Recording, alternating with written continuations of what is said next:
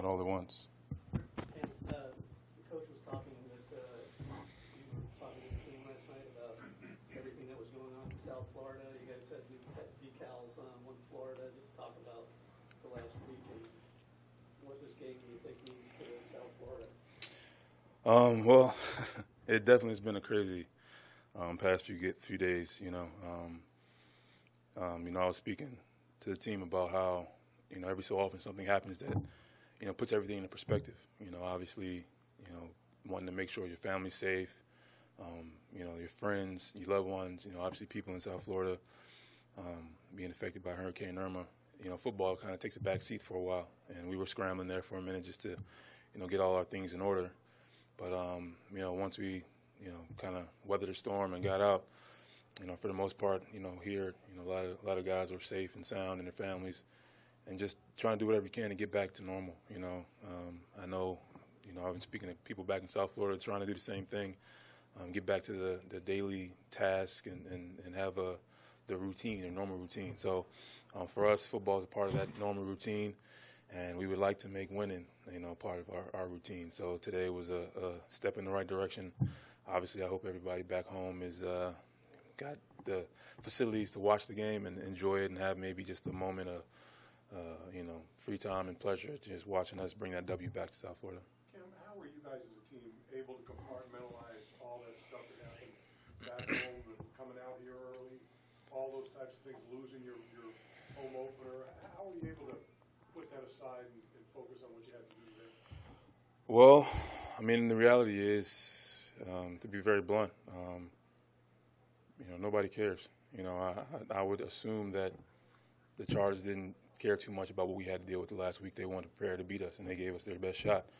I'm pretty sure that whatever week 15 or whatever it is that whoever we're playing doesn't care that we don't have a bye week and everybody else in the league does.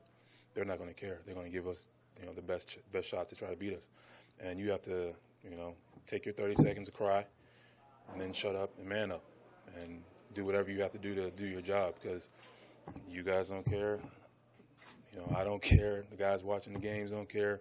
The team trying to beat you don't care. So the whining and complaining, that kind of ended a long time ago. You got to focus on your job, no matter when, no matter where. They can put the ball down. You got to play. When you look at this team, do you think this team is becoming a tough football team? Well, I think adversity shows character, and here we are. Obviously, like I said, we just spoke about the last few weeks. Slow adversity.